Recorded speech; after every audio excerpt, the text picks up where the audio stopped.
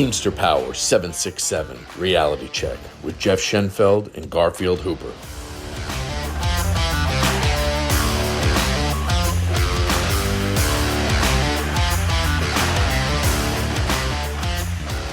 Welcome to another episode of Teamster Power Reality Check.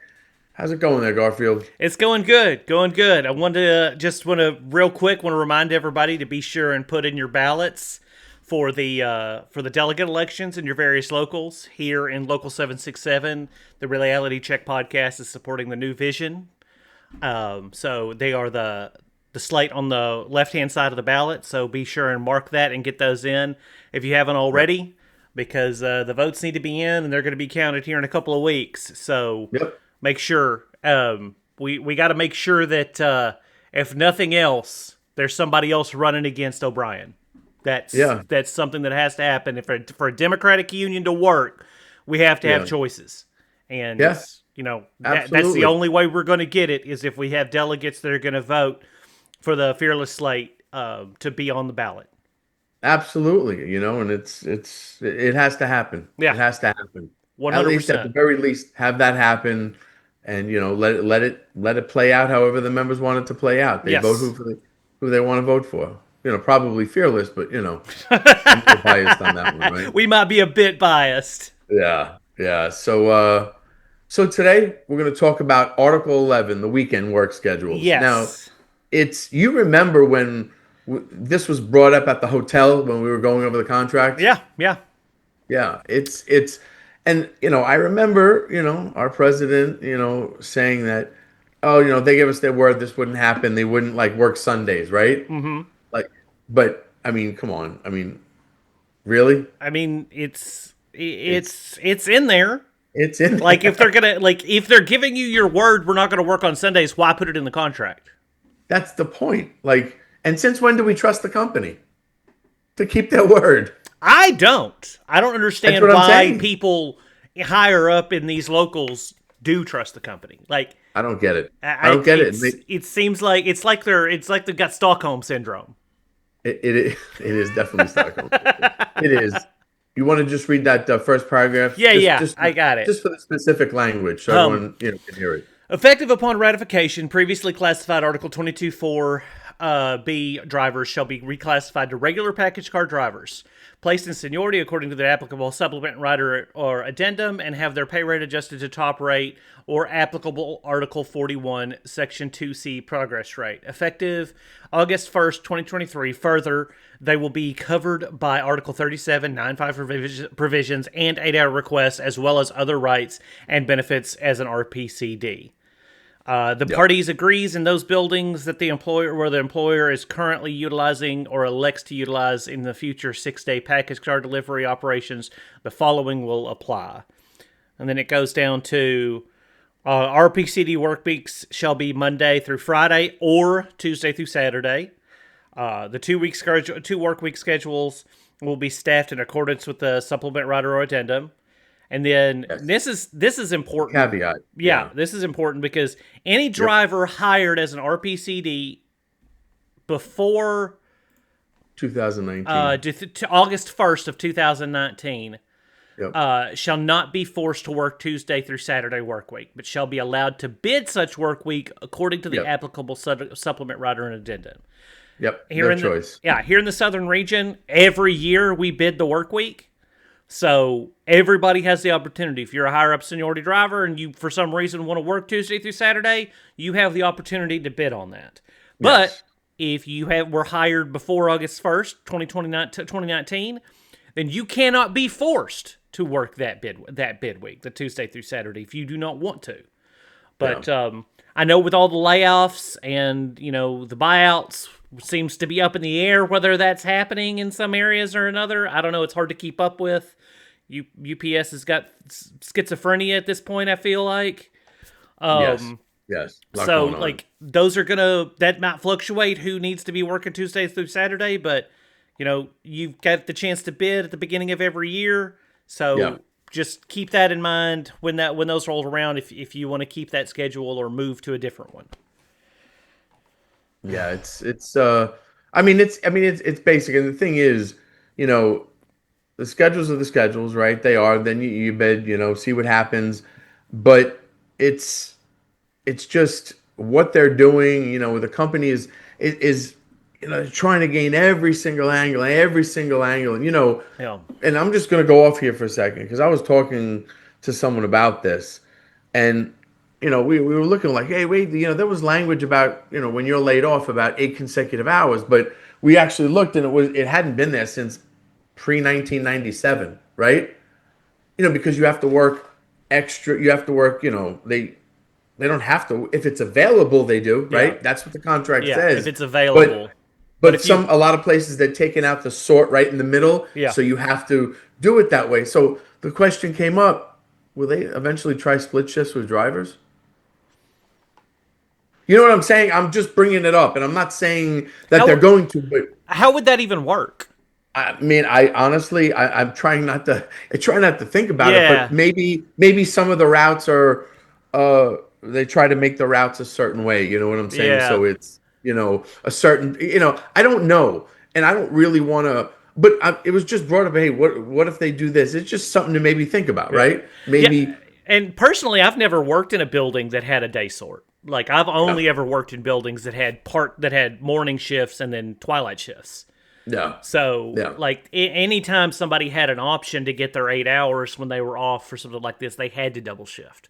It was the only option. Yeah. It's not feasible for some people, especially with gas prices going up. Some Having to people come live back. further away from the centers. It's not worth it to drive there twice in a day for Yeah, And once you've been on the preload for more than 10 days, you drop your rate drops down. yeah. So like it's rough, and I would love to see better language for those people that are laid off. Yep, absolutely. Absolutely. And that's why I just bring that up, not Yeah, saying, hey, again, not saying that's going to happen. I haven't even really put much thought into it, but it's just something.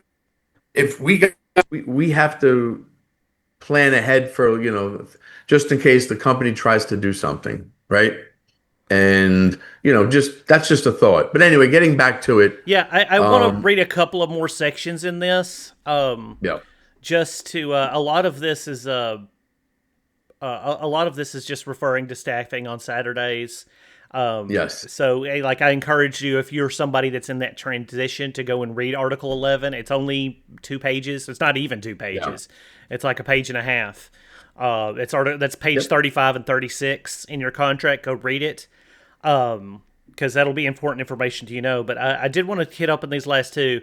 No yep, RPCD shall be first to work any day outside of their regular scheduled work week. RPCDs who currently qualify for 9-5 rights shall not have those rights affected due to the reclassification of 22-4s. And then yep, section 2, finally, recognizing that the employer currently only utilizes 5-day delivery operations in some locations, at least 45 days advance written notice shall be provided to the affected local union prior to transition to a 6-day delivery operation, and there allowing it is. delivery operation following ratification. Yeah, So if you work, the way I understand this is, if you work in a building that only works 5 days a week, yeah, when I was coming up, we and majority before this whole Saturday stuff started, we had a Saturday shift, but it was just for next day air. It was just for like specifically Saturday air, which was a premium service.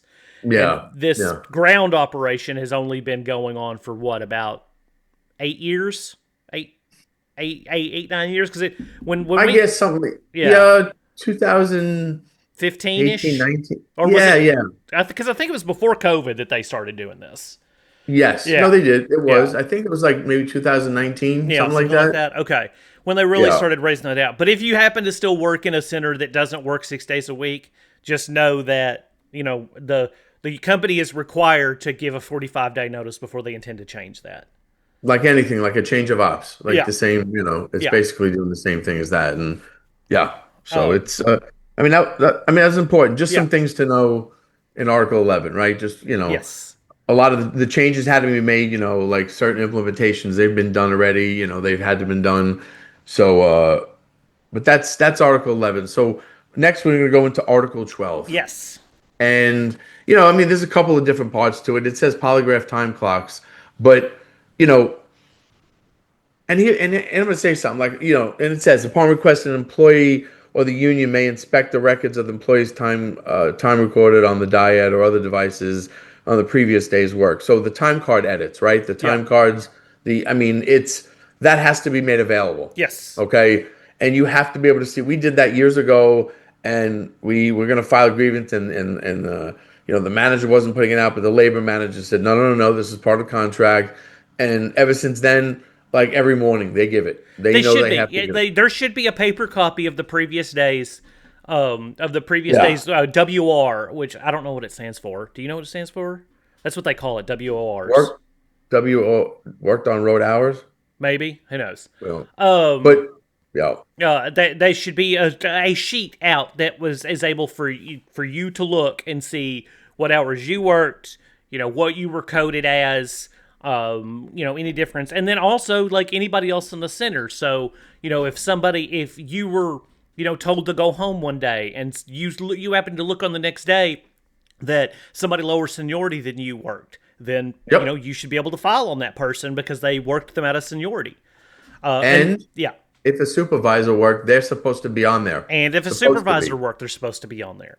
Yep, absolutely. Yeah. And those time card edits. Plus, I mean, that showed where which supervisor changed what. They have their code, but I think in UPSers now something like that. I believe in UPSers it's much more detailed. I'm not certain if it will show who changed what. But it's their code, yeah. It should Yeah. show that it has been changed. Any type of change to your time card should be registered in UPSers now. That was Yes. something that should have gone into effect at the beginning of 2026. Yes, and then we should always be able to see, our hours, no matter what. Anything having to do with our workday, Yes. we get to see. Yes. And what's important, which we know happens, they'll do you want to see if you come to work, it's 06. You get your guarantee. You don't have to say it. You come to work, you want your guarantee. The whole thing with them coming to you, pay actual, that whole thing, not even going to talk about it. Yeah. You know what I'm saying? But you can't.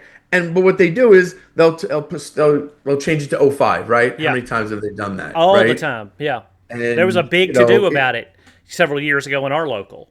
Yes, absolutely. And you got to understand they can't just do that. They can't diminish your time. They can't do anything without them notifying you. Yep. And you can't, just notifying you isn't good enough. You say no. You're not going to take away my time. This is what I work. They can't just do it how they want.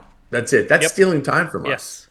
So and it's, not only is it against the contract, it's against the law. Like yes, absolutely. If this contract is a binding agreement, they agree to do this. If they want to reach out to you and put you and give you more work, that's their job to do that. It's not your job to go and ask for it.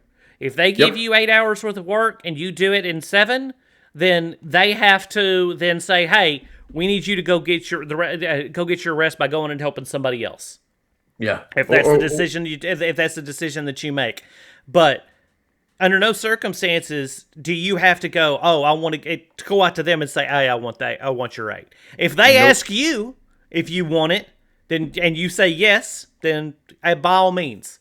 They're probably gonna send you out or do something else or whatever like that. But just be prepared. If they communicate that with you and you tell them no, you don't want it, then they're gonna code 5 you. Yeah. Yeah. And just saying it, I mean, how do we know? I mean, is there a steward there? Is this, you know what I'm saying? Like, Yes. there's a whole bunch of things you get into. Don't ever just agree to anything. No. Just make sure there's a steward there. And, I mean, they'll try to get over anyway. And, some people don't check. Some people just, whatever, I'm not going to fight it. Right. But here's another thing. If they mess up with your hours and it's not getting taken care of through the labor process, with the stewards, the BAs, once that process is done, or and even if it doesn't come out the way you want, where it's not being done, you can call the Department of Labor Wage and Hour Division. Yes. Okay, and that's important to know because the company can't just do what they want. Yeah. We know this. Yeah, and I do want to mention just briefly, this article is called Polygraph and Time Clocks. It mentions polygraph in exactly one sentence. No applicant for employment and no employee will be required to take any form of lie detector test as a condition of employment. Yeah. No, I mean that's just the way it is. They can't do that. And again, they'll always try something. One more topic I wanted to hit in Article 12 before we move along. I wanted to point out this here in the bottom, right, right below, like a couple paragraphs from the end of Article 12. Upon request by an employee, steward, or local union to a company supervisor or the designee, and the employee shall provide the employer shall provide copies of ODS messages. When such request is made on the same day that the transmissions were sent, the operating center shall provide the printed copy of the transmissions that day. When such request is made after that day the transmissions were sent, but within 25 days thereafter, the printed copy of the transmission shall be provided within 5 working days. So if somebody sent you a message in the board, now obviously I tell most of my guys and girls to take pictures of their diet boards. If something happens, something questionable happens, that covers everybody's ass. But if you don't do it or don't think about it, or maybe you say something to a steward about it that night when you see him in the evening and say you should get your messages, you should be able to go to the supervisor or whoever the nighttime OMS is and be like, hey, I want my transmissions, I want my messages that were sent to and from me in my board printed out for me, for my records. And they should provide that to you right then. Specifically put in there, yes, so you can do that. And this is important because oftentimes I will talk to a supervisor like, "Oh, we can't bring that stuff up." Bullshit, you can't bring it up. Every time I can bring it up. They've always lied about that. They always lie about that shit after the fact. Yes. And something was said untoward, or they gave an instruction that they don't want to get talked about over because you're getting in trouble for it, but they don't want to get in trouble because you told them to do that. So just take pictures or get the transmissions sent to you that evening, whatever. But just be sure and do that. If something untoward happens, or you just want to have documentation for an instruction you were given, be sure and use that. And if once again they don't do it, or you have to file a grievance on it, that's also Article 12, along with any type of time card changes and things like that. Always file Article 12. Yeah, and just to go a little further on that, I mean, just adding to it, sure you file on everything. Yes. I mean, every piece of discipline that they're going to give you, you need to file on. I mean, we see it where, people don't file, and if you're at the intended term, you start getting intent to suspend and intended term, you don't file on that, you're done. Yeah. Like that's a point of order at the panel. Yeah. That's it. Your case doesn't get heard. And they're not in the business of being lenient right now. They're trying to get rid of as many people as they can for whatever reason they can. And what I've tried to tell people is like right now, people are getting pissed off because they're being written up for things they were never written before. People are getting followed, and supervisors are being told you follow them until you see them do something you can write them up for. No. And sure, there are ways for us to fight all that. There are ways for us we can file grievances and fight the supervisors, your word against theirs. There's numerous ways for us to do that. But we can't do it if you don't file your grievances. I mean, this is it. This is accuracy by volume for them. They don't care who they get. They just be like, we can get rid of some of these people because some of them won't file grievances. Yep. Whether they forget about it, or they're not intent, or they don't care, or whatever, or they don't think it'll happen. But if you get to intent to term and that 10 days go past and you don't file a grievance, you're done. Yeah. They're going to get an email from labor, and they're going to be like, you need to walk this guy out because he failed to file a grievance. Yes, and again, they take it to panel. The company doesn't let the BA. The company says point of order, and they don't even let the BA hear your case. The BA can say a couple of things just so you want to hear it based off the merits, and you go out of the room, and and the next case goes. 99.9% of the time, you're done. Yeah. Okay. Don't take a chance. File on everything. It's not hard. They're doing what they're doing. This is not the past anymore. We're here right now. Yep. Okay. And this is what's going on, worse than ever. Yep. All right. So you got to you want to fight it through the grievance process, not yelling about it. Yeah. That's not going to, plus you're giving in to them that way. Don't just. That's what violate. They want. That they want you to get out of hand, because then they have a reason to be like, oh, well, he threatened somebody or he got physical with somebody, and then there's and then you might as well walk out and start looking for another job that day. Yeah, and what they've done is, to an extreme cases, I've seen it. Oh, wait a minute, wait, he's getting all mad. He must be hopped up on something, Oh, and yeah. then they'll have the two members of management look at you, find the things wrong that they need to, and make you go for a test. And, they don't know what's going to happen, but there's a chance you can get popped. So, just, do your thing, and let, hopefully your stewards are doing the right thing. Hopefully your BA is doing the right thing. Hopefully your local administration is doing the right thing. Yeah. And again, hopefully. Okay. So, I mean, that's the best I'm going to say. Yeah. So, but. We just wanted to talk a little bit about Article 11 and 12, relatively short things to the contract, but, they've got important topics, especially for stuff going on right now. So please just, like Jeff said, file your grievances. Don't let anything go unfiled.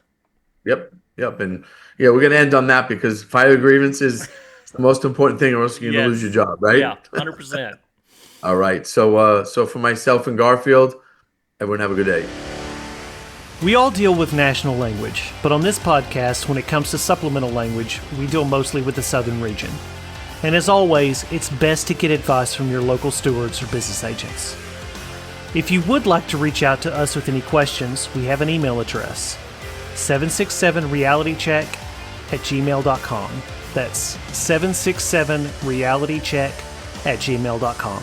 And remember, strong people stand up for themselves, but the strongest people stand up for others.